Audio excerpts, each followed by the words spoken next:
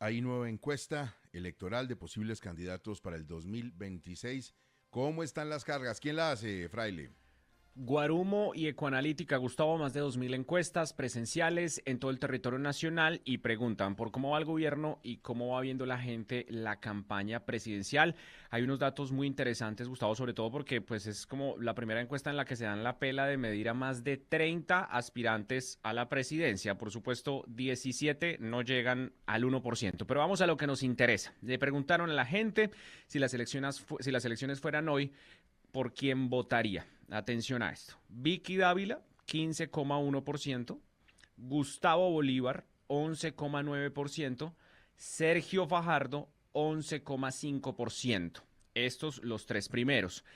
Se descuelga ya un poquito. Germán Vargas Lleras, 5,2%. Claudia López, 4,6%. Esos los cinco primeros. Ahí para abajo, Gustavo, ya con menos del 4%. María José Pizarro, Juan Manuel Galán, María Fernanda Cabal, J. Hernández, Daniel Quintero, Miguel Uribe, Carolina Corcho, Iván Cepeda, Juan Daniel Oviedo, David Luna, Paloma Valencia, Susana Muhammad, Francisco Barbosa, Luis Gilberto Murillo, Jaime Pumar.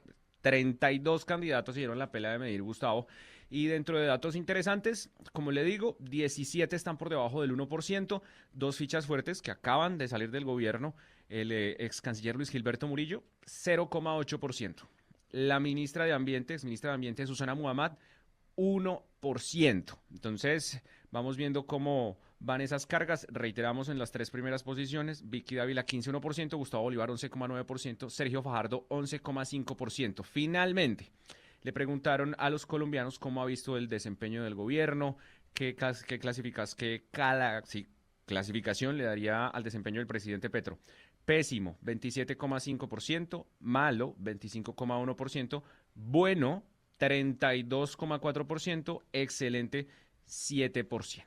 Regalito de San Valentín para Vicky Dávila. Esa es la foto de hoy. Vamos a ver qué pasa y cómo se mueve esto. Son las 7:34. Vamos hasta ahora al Atlántico.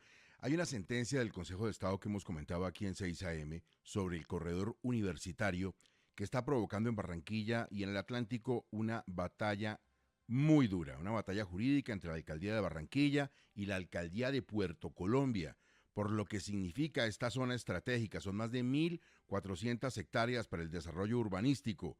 En lo económico, ¿qué está en juego, Martín? Pues Gustavo, en estas 1.400 hectáreas de este corredor están las principales universidades privadas y públicas. También hay un amplio desarrollo urbanístico como el de Ciudad Mallorquín. Está también clínicas y una cantidad de desarrollos, por eso es estratégico, villas además de alto costo. Según los cálculos de expertos, eso significa algo más del 50% de los ingresos tributarios actuales de Puerto Colombia, un municipio que tiene una proyección de predios por un valor de 6,7 billones de pesos. El 60% estaría relacionado en este corredor. Según expertos, el corredor significa en tributos más de 100.000 millones de pesos que actualmente recibe Puerto Colombia. ¿Qué pasa con el fallo del Consejo de Estado? Ratifica de primera instancia el Tribunal Contencioso Administrativo del Atlántico, que declaró nula la ordenanza 075 del 2009, expedida por la Asamblea del Atlántico, en la que se establecían unos límites entre Puerto Colombia y Barranquilla. Pero dice el alcalde de Barranquilla, Alejandro Echar, que este fallo lo que hace es devolverle a Barranquilla lo que ya tenía. Así lo dijo. Es una confirmación de un fallo que ya había ganado Barranquilla hace 9 años, en el 2016. Le devuelven a la ciudad lo que ya tenía, pero hay que sentarse de todas maneras con el IGAC. Pues precisamente dice la Gobernación del Atlántico que esto no es tan inmediato y que se requiere la intervención del IGAT para lograr un consenso entre Barranquilla y Puerto Colombia. Así lo dice Rachid Nader, que es el secretario jurídico de la Gobernación.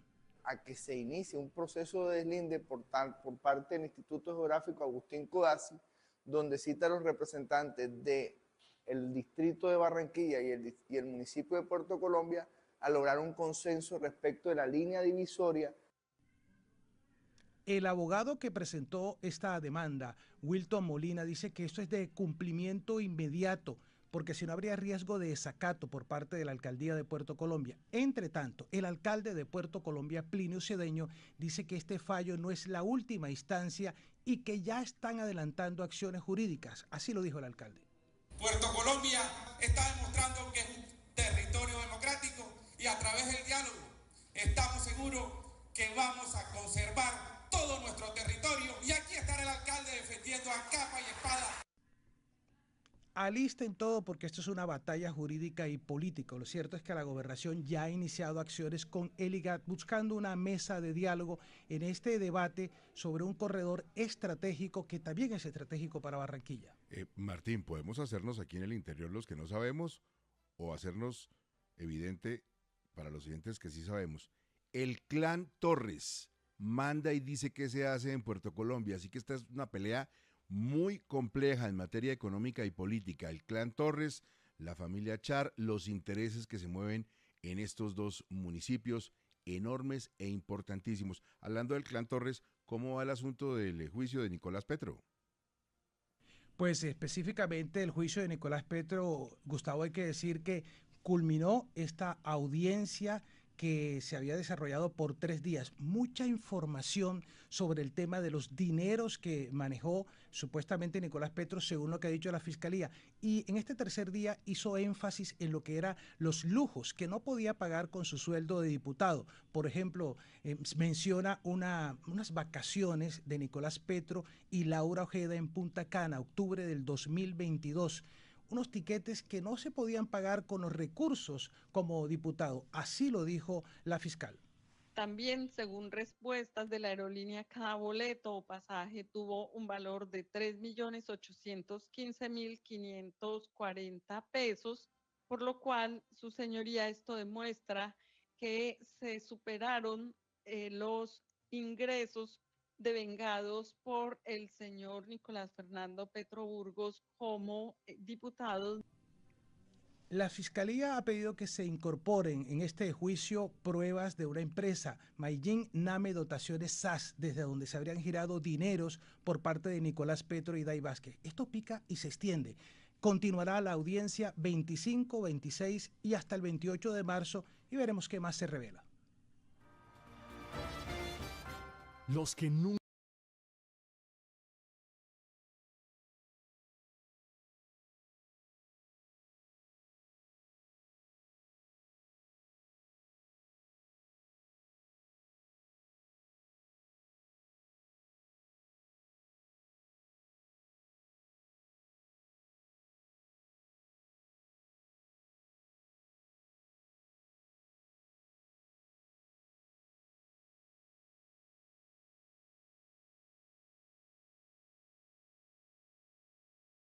Fondo. 7:40. Juan Carlos quiere hablar hoy de eufemismos y jaloncito de orejas de pronto a los colegas periodistas. Eufemismos, se los defino como lo plantea la Real Academia Española en su magnífico diccionario. Manifestación suave o decorosa de ideas cuya recta y franca expresión sería dura o malsonante. Es como decir, Juan Carlos, controvertido empresario en vez de decir corrupto, ¿cierto? Correcto, pero en este caso me refiero al reclutamiento forzado. Ayer tuve un intercambio muy interesante con Andrés Mompotes del Tiempo, un colega nuestro a quien respeto mucho, un diario, por supuesto, de los primeros del país, y no el primero, donde apareció el reclutamiento forzado en la portada, porque hubo una manifestación en la Plaza de Bolívar, y hablaban de que los muchachos se manifestaban en contra del reclutamiento forzado de menores, y yo escribí, de hecho, un Twitter y se lo pasé a Andrés Mompotes y le dije, mira, en mi opinión, este es un eufemismo que lo que hace es, en el fondo, justificar la peor práctica de la guerrilla y los paramilitares y los actores que secuestran niños por todo el país. El año pasado más de 400 niños y niñas les ponen un fusil, les enseñan a matar y a adelantar acciones criminales y se los llevan por todo el país matoneando a todo el mundo. Y las víctimas aquí son los niños. Y cuando se le llama reclutamiento forzado, pues reclutar es una cosa que hace alguien y que pues puede tener cierto sentido de normalidad. Andrés muy gentil y pues me dijo, vea Juan Carlos, este debate es muy interesante, pero tenga en cuenta que esa es una nomenclatura que procede de documentos de la Defensoría del Pueblo y de UNICEF, hágame el favor. Entonces yo aquí desde los micrófonos sí le digo a UNICEF y a Defensoría del Pueblo, no se pongan del lado de los reclutadores supuestamente que son realmente unos esclavistas, abyectos, inmorales, insensibles, desalmados, guerrilleros, paramilitares, narcotraficantes, etcétera, pónganse del lado de los niños, llamen esto esclavitud, llamen esto una situación abyecta. UNICEF, Defensoría del Pueblo, nosotros los medios tenemos que dejar de llamar a esto reclutamiento forzado, llamarlo lo que es un acto inhumano, pero UNICEF y la Defensoría tienen que ayudar sacando esa nomenclatura, digamos, para mí justificadora, y dejar de usar esos eufemismos, Gustavo. Entre otras cosas, Juan Carlos, le sumo otro que tiene mucho que ver con lo que usted plantea. Solemos en muchas ocasiones en los medios de comunicación y en la conversación cotidiana de la gente abstenernos de decir secuestro y usar la palabra retención. Y siempre la excusa es, no, es que no se pedía plata, la persona estaba privada de la libertad para otro fin. Es que hay secuestro extorsivo, que es el que quiere ese fin económico, pero también hay secuestro simple en nuestro Código Penal. Es decir, cuando usted priva a una persona de la libertad, la está reteniendo, pero porque la está secuestrando, Juan Carlos. Totalmente, es que nosotros nos ponemos y nos han ido anestesiando, y nosotros anestesiando a la gente a través de los medios, usando estos terminachos que limpian y que suavizan las peores prácticas de Colombia. El secuestro es secuestro y es abyecto. Y sacar niños de su casa secuestrados y esclavizarlos por 10 o 20 años es eso, es una esclavización de nuestros niños y nuestras niñas, llamémoslos por su nombre.